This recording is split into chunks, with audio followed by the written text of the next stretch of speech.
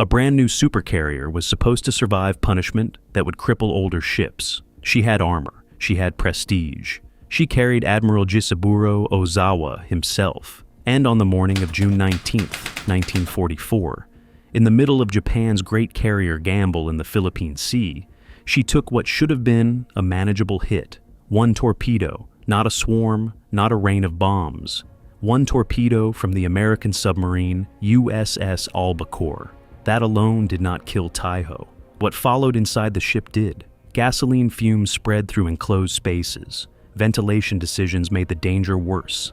And by mid-afternoon, Japan's newest fleet carrier had become a giant armored bomb. The shock was not just that Taiho sank. It was what sank her. Not obvious destruction from outside, but a chain of internal failure during the battle Japan could not afford to lose. June 19th, 1944. Philippine Sea, west of the Mariana Islands. The sea was already crowded with consequence. American forces had landed in the Marianas, and the Imperial Japanese Navy had answered with Operation TAIHŌ, a high-stakes attempt to crush the U.S. fleet in a decisive carrier battle. Vice Admiral Jisaburo Ozawa led the first mobile fleet, and at the center of its prestige sat Taiho, commissioned only on March 7, 1944. She was not just another carrier. She was the carrier Japan had been waiting for. Larger, newer, armored, and meant to endure hits that had destroyed earlier flat tops. That is what made the next few hours so humiliating. Around 7:45 in the morning, Taiho turned into the wind to launch aircraft as part of Ozawa's opening blows.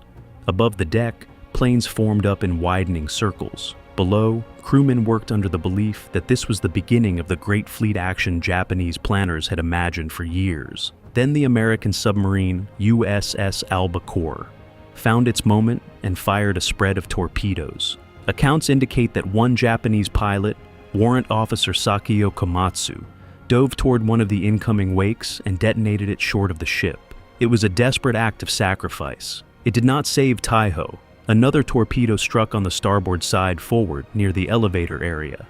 And here is the accusation at the center of this story. Japan did not lose its new flagship because one American torpedo was magically unstoppable. It lost her because the ship's design, the handling of the damage, and the false confidence of the moment turned a survivable wound into a death sentence. That is what this case has to prove. At first, the hit did not look like apocalypse. There was flooding forward. The bow settled. The forward elevator area became entangled with seawater, fuel oil, and aviation gasoline. But there was no instant inferno, no cinematic fireball that told every man aboard he was doomed. In fact, that was the trap. A ship can survive obvious damage more easily than invisible danger. Ozawa was still on board, Operation TAIHŌ was still alive on paper, and the ship still looked like she could fight through it. Subscribe now, because the next episodes already move through these same command decisions, where confidence holds for a moment and then gives way all at once. This is where the plan stops being clean. Because Taiho had been built to absorb punishment, the psychological effect of that armor mattered almost as much as the steel itself. The crew, and even senior command, had reason to think the ship had taken a hard blow and would remain in action. Ozawa stayed confident enough to continue operations. The carrier's deck had to function. Aircraft still had to launch. The battle was underway. Japan had not built this ship to flinch from one hit. If you're into war stories where one decision inside one ship changes everything, subscribe now, because the next episodes already in the pipeline live in this same world of command failure, pride, and battlefield consequences. By mid-morning, the danger had changed form. The torpedo had damaged the forward elevator area and affected aviation fuel arrangements. To restore operations, the elevator opening was covered over so flight activity could continue. On paper, that looks disciplined. In reality, it helped trap the consequences of the hit inside the ship.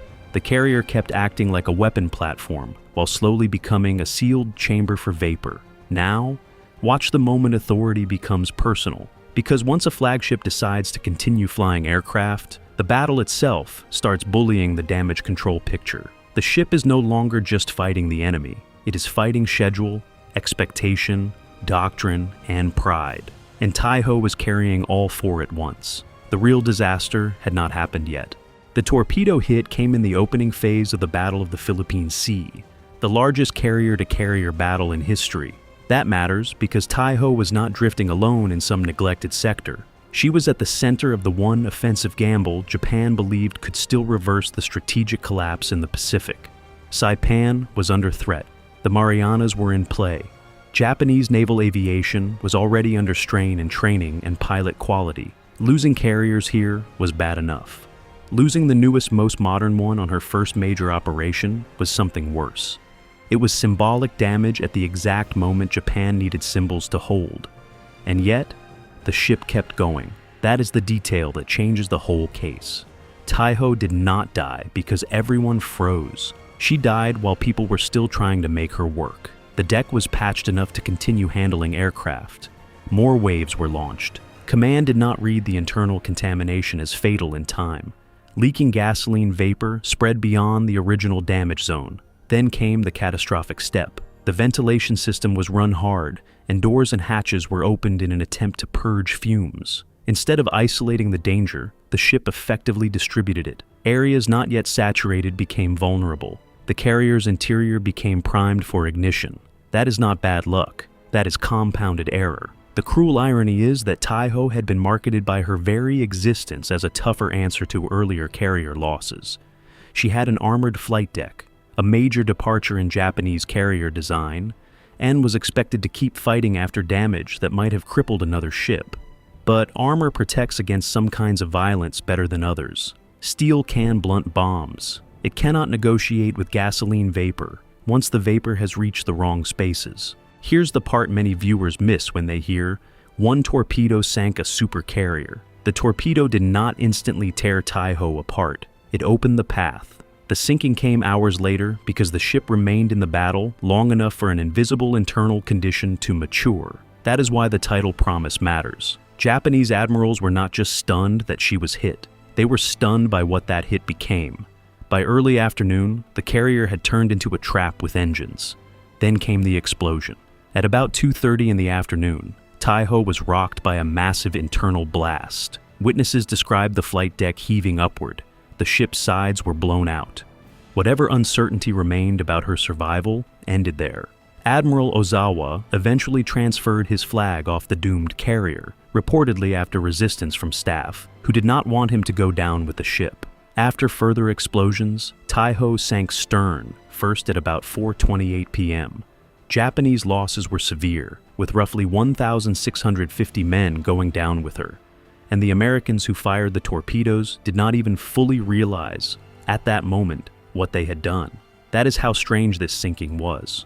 One submarine attack, one confirmed hit, hours of hidden chemistry and flawed response. Then the flagship of a major fleet action disappears under the sea. But Taiho was not just a ship loss. She was an argument sunk in public. The immediate aftermath for Japan was brutal on two levels, tactical and psychological. Tactically, the Battle of the Philippine Sea became a disaster for Japanese naval aviation. Carrier aircraft were shredded in what Americans later called the Great Marianas Turkey Shoot. Japan lost not only ships like Taiho and Shokaku on June 19th, but also irreplaceable aviators and the operational coherence needed for future large-scale carrier warfare. The battle on June 19th to 20th, 1944, effectively broke the Imperial Japanese Navy's ability to conduct major carrier offensives in the way it once had. Psychologically, Taiho's loss landed like a slap. She had been in commission barely more than 3 months. She was supposed to represent adaptation after years of carrier war. Instead, she became a case study in how a technically advanced ship could still be undone by internal vulnerability and damage control failure. The confidence built into her design turned cruel in retrospect. A ship built to endure damage helped encourage the belief that this damage had been contained.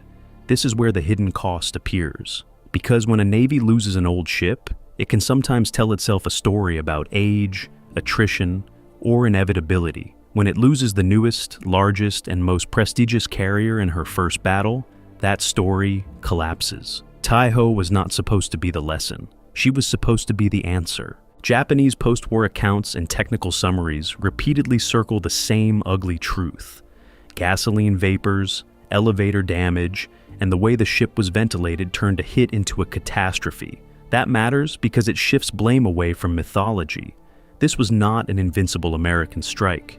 It was a narrow American success that found a chain of Japanese vulnerability already waiting to be triggered, and it happened at exactly the wrong time. By summer 1944, the strategic initiative in the Pacific belonged to the United States.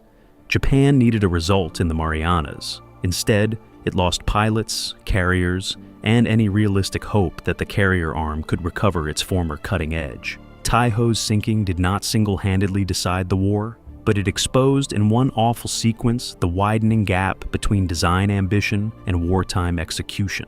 Here's the detail that makes the whole thing even harsher. Taiho was not overwhelmed by repeated punishment. She was undone before her toughness could even become legend.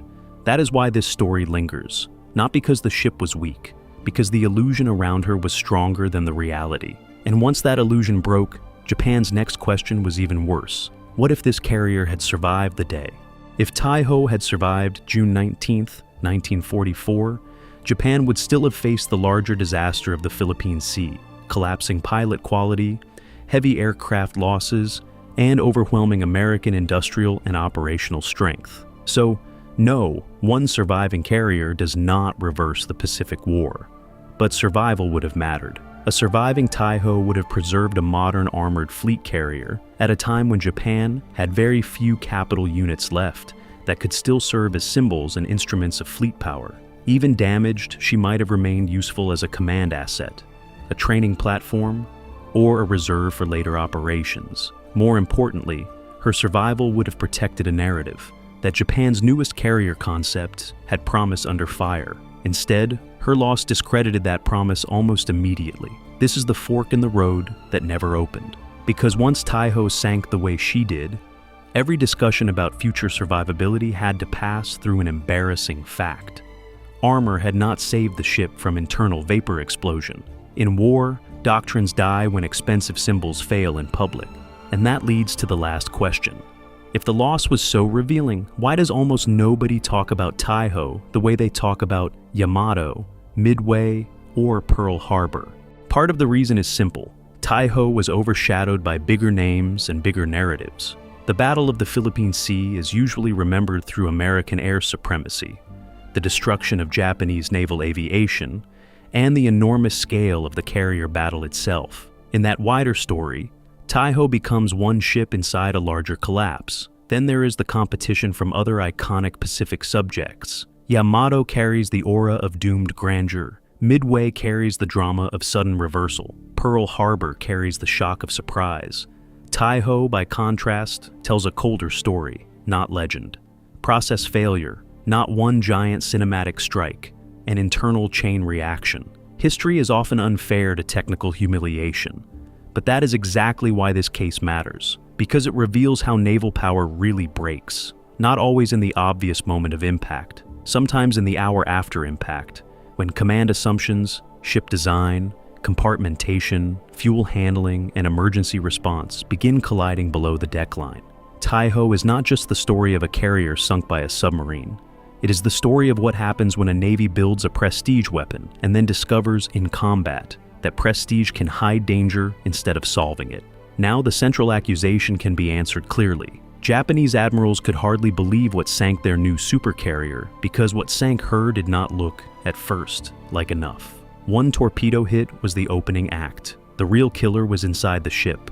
Ruptured fuel arrangements, trapped gasoline vapor, and a damage control response that spread the danger through the carrier instead of sealing it off. That is why Taiho matters. She was not merely beaten. She was betrayed by the gap between what her builders promised and what the battle exposed.